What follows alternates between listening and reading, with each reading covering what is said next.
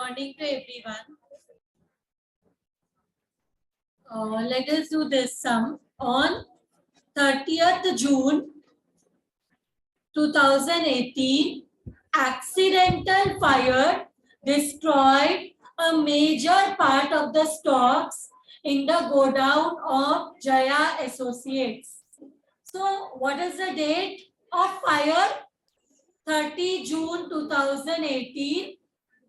Accidental fire destroyed major part of the stocks in the godown of Jaya Associates. Stock costing rupees 30,000 could be salvaged, means saved, but not their stock ledgers. A fire insurance policy was in force under which the sum insured was rupees 3,50,000. Means how much is the policy amount? 3,50,000. So fire insurance policy tha in force and the amount of policy was 3,50,000. You are given following data from available records. Total of sales invoice during the period April to June, because fire was there on 30 June.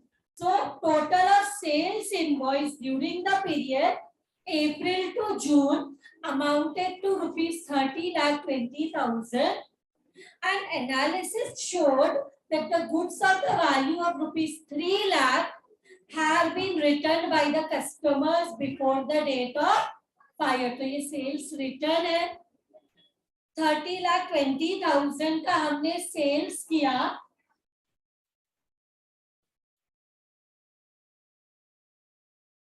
Opening stock on 1st April 2018 was rupees 2,20,000, including the stock of value rupees 20,000 being lower of cost and net value subsidy.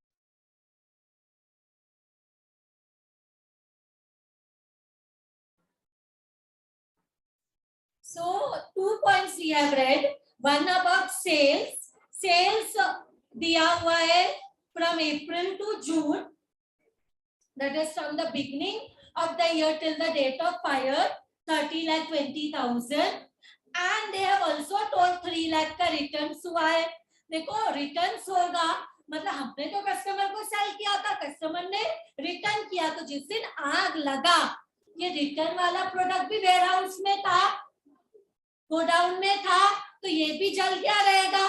So returns को sales में से minus करना important है ताकि हमें पता चले कि क्लोजिंग स्टॉक में कितना गुड्स था on the date of the fire.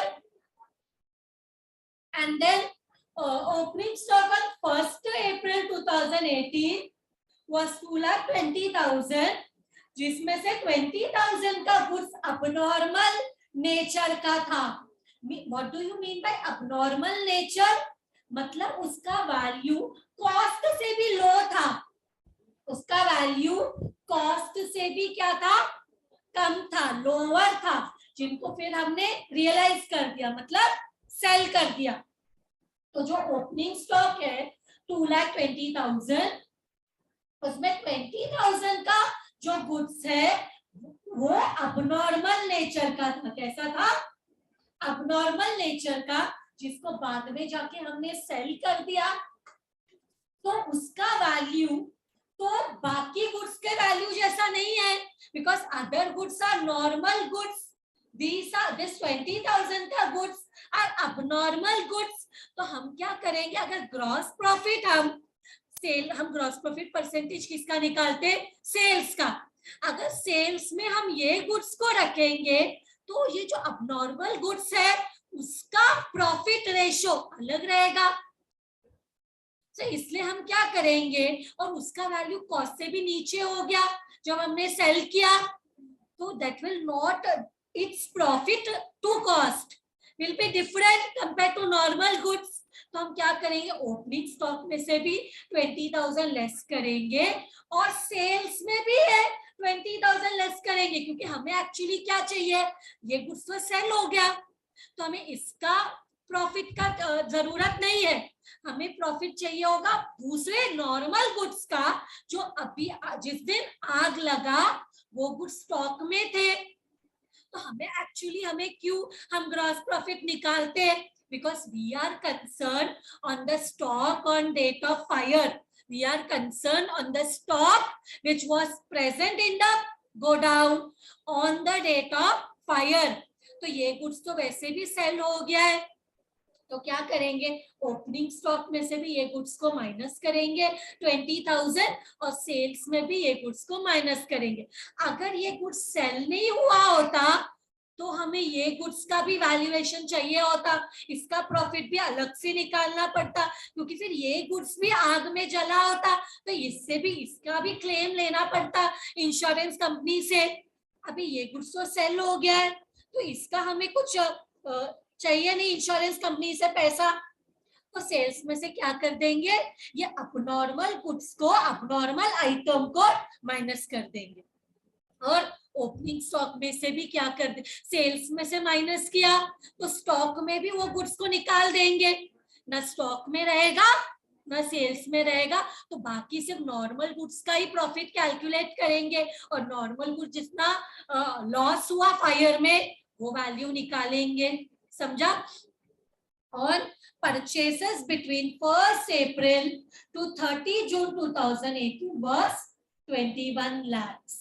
Normal gross profit ratio, here they are talking about not abnormal gross profit। कौन सा गुड्स का प्रॉफिट, नॉर्मल गुड्स का प्रॉफिट was 33 1/3%। 33 1/3% को अगर हम सॉल्व करेंगे मैथ्स का वे, मतलब 33 1/3% मतलब अपॉन 100, तो अगर हम इसको सॉल्व करते हैं तो हमें आंसर मिलता है 1/3। क्या आंसर मिलता है, तो ये प्रॉफिट क्या है, सेल्स का 1/3 है, सेल्स का 1/3 1/3। तो सेल्स का सेल्स को मल्टीप्लाई करेंगे 1/3 से तो हमें क्या मिल जाएगा, gross profit. A sum of 30,000 was incurred by way of firefighting expenses on the date of fire।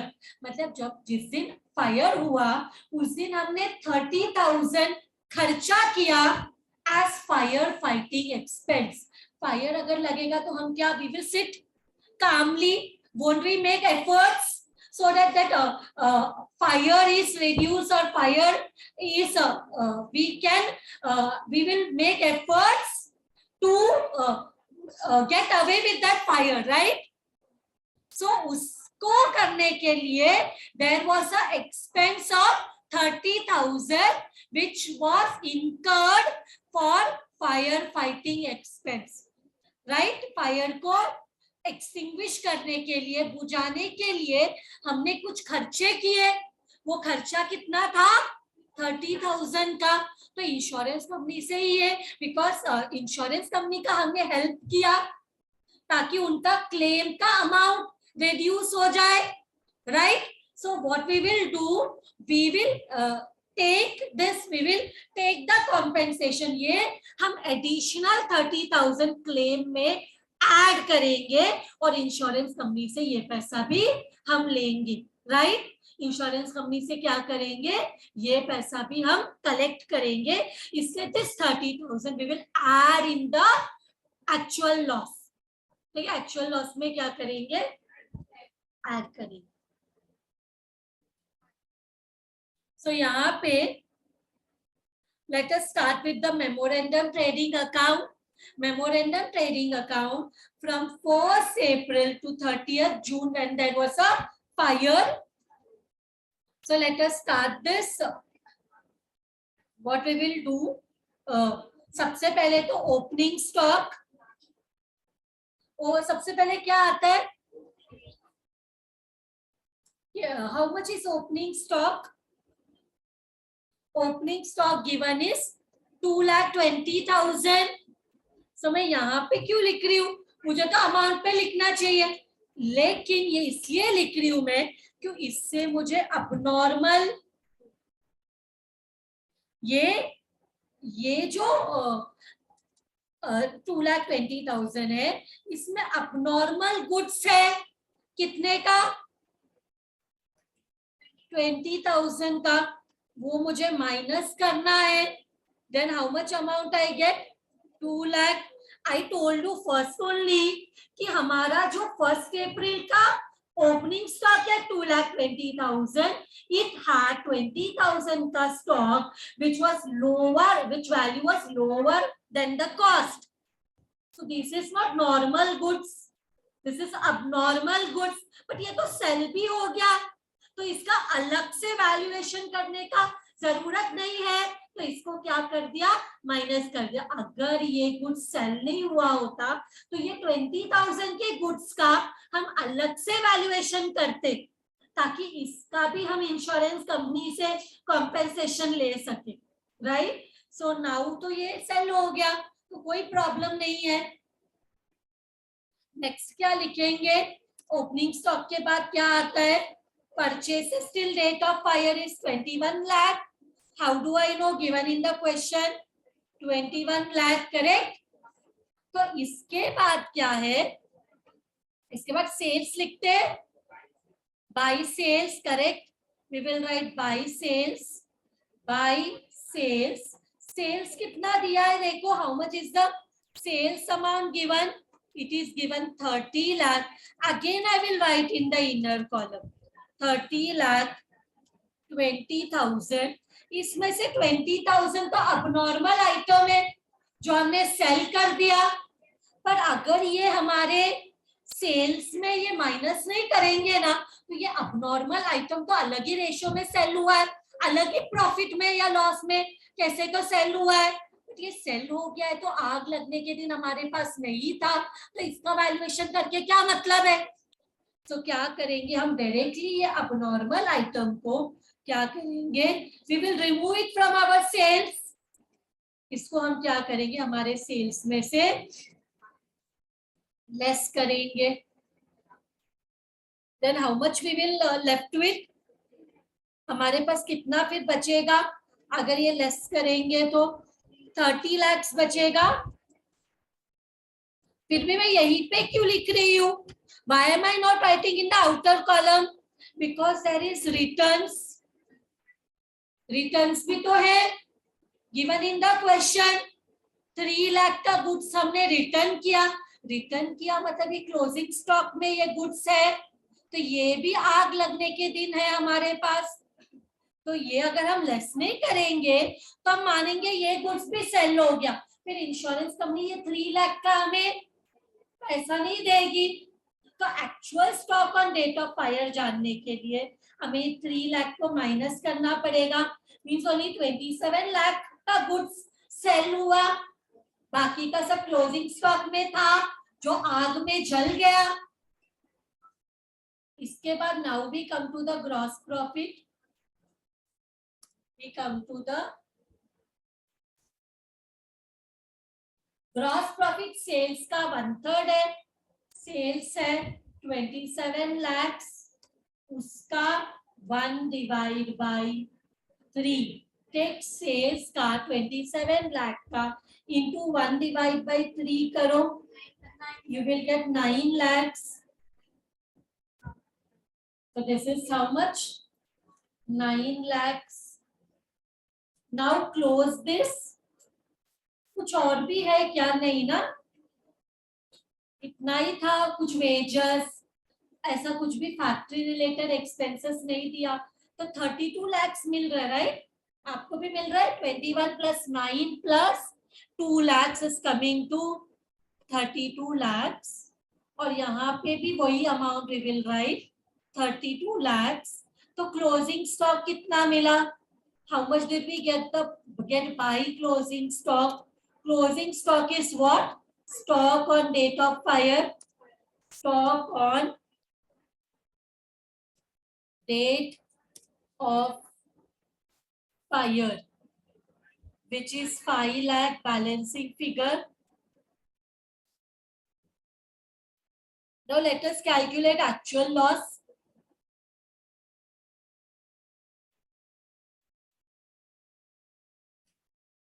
Calculation of actual loss, इसके लिए we want stock on date of fire,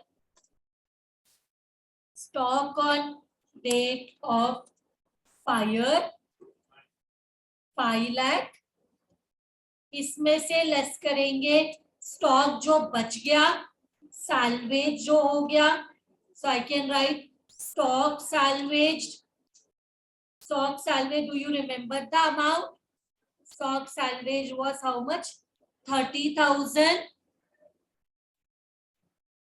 Stock salvage हमने question में read किया, it is how much? 30,000. so हमें मिलता है कितना? 4,70,000. But हमने फायर फाइटिंग के पीछे भी हमने कितना एक्सपेंस खर्च किया? See, last point says firefighting के पीछे a sum of 30,000 was incurred. So again, what we will do? So our firefighting में, this is our actual loss. This is what? Actual loss.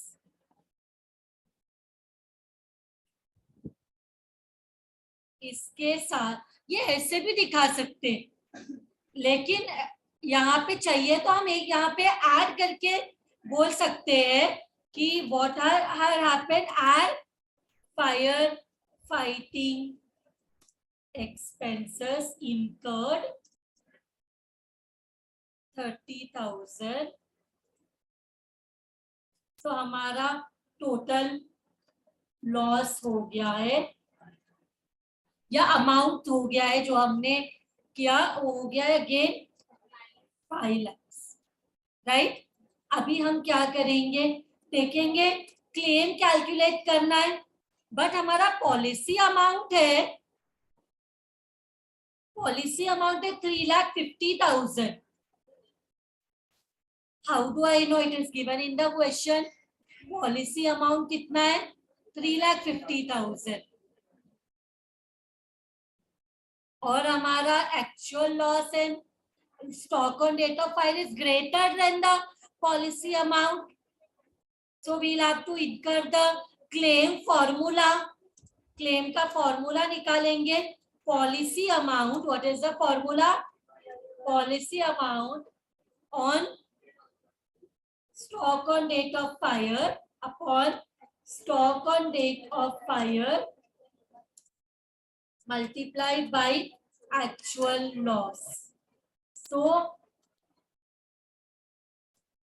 policy amount है 3,50,000, stock on date of fire है 5 लाख, लेकिन actual loss में यहाँ पे लिखूंगी 4,70,000. actual loss में कितना लिखूंगी? 4,70,000. so कितना you get? How much amount you get? 3,29,000. You get rupees 3,29,000. But इसमें मैं इंश्योरेंस कंपनी से 30,000 एक्स्ट्रा लेने वाली हूँ. For what? Fire fighting expenses. So 30,000 I will be taking more. क्या करने वाली हूँ? ऐड करके हमारा टोटल क्लेम हो जाएगा 3,59,000. मीन्स इंश्योरेंस कंपनी से we will be asking additional 30,000 because that was incurred as a fire fighting expense. तो वो ऐड करके हमारा क्लेम हो जाएगा 3,59,000. with this sum is done.